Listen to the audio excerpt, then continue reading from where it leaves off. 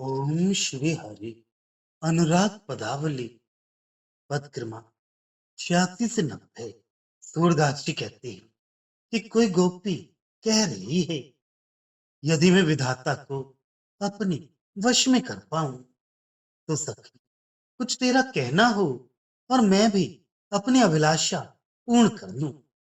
बार बार उसे डांट कर प्रत्येक रोम में नेत्र मांगू और ये नवीन पद्धति चलाऊं कि नेत्र एकटक रहें, पलके ना गिरा करें।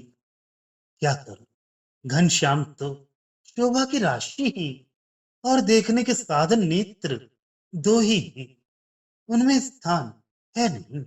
सुनो, इतने पर भी ये पलकें गिरती हैं, ये दुख किसे सुनाऊं। कोई गोपी कहती है, सखी क्या करूं, विधाता मेरे हाथ वश में नहीं है।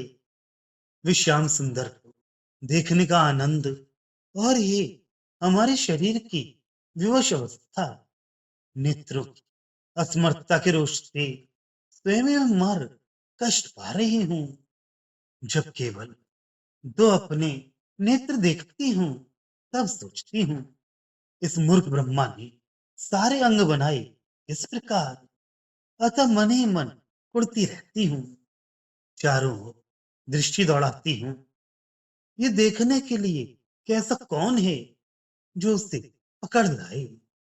परंतु क्या करूं, वह बड़ा समझदार है, उसकी चतुरता भी अच्छी है, तभी उसे जगत पिता कहते हैं।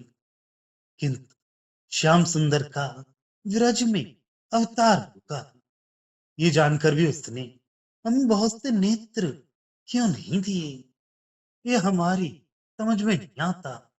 कोई गोपी कहती है, सखी अब मैं समझ गई कि विधाता बड़ा निष्ठुर है, वैसे व्यर्थ ही जगत पिता कहलाता है और कि घात छिपकर चोट करने पर भी वह दाता रक्षक कहला सकता है। उसका ज्ञान कैसा और कैसी चतुरता, कहाँ की विचार शक्ति तथा कहाँ का वो जानकार। अरे, जैसा दुख इसने हम सबको दिया, वैसे ही इसका भी विनाश हो। हमारे शरीर में इसने केवल दो नेत्र बनाए, इसी से हमने समझ लिया कि कैसा माता पिता है।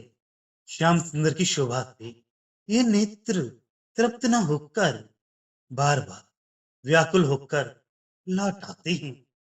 कोई गोपी कहती है, सखी मेरे दो ही नेत्र और वे भी पूर्ण नहीं।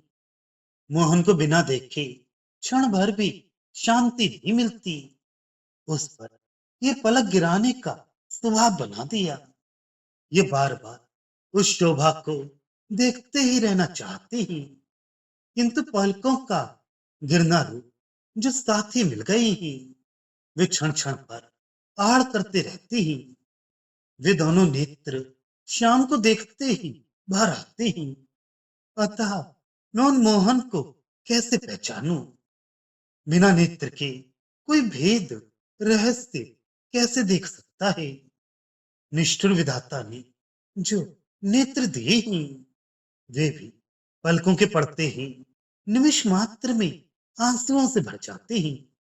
तू जानती है और सब लोग जानते हैं कि मैं श्याम से मिली, इससे क्या हो गया। मैंने तो मिलकर भी कानों से श्याम सुंदर का नाम भर सुना है, भली प्रकार वे भी तो दर्शन नहीं देती।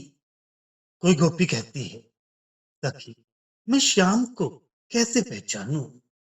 क्रमशः बारी बारी से उनके एक एक अंग को देखती हूं, किंतु पलकों की बार बार आड़ होने से उस अंग को पूरी तरह देख नहीं पाती।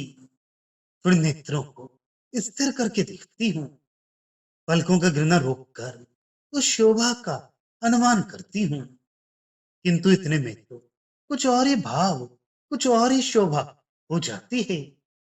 बताओ सखी, कैसे उसे हृदय में किया हूं। क्षण क्षण में उनके अंग प्रत्यंग की शोभा अपार होती जाती है। फिर देखती हूँ और फिर देख लेने का हट करती हूँ। किंतु स्वामी की महिमा का एक जीव से कैसे वर्णन करूं? वह तो अनंत है।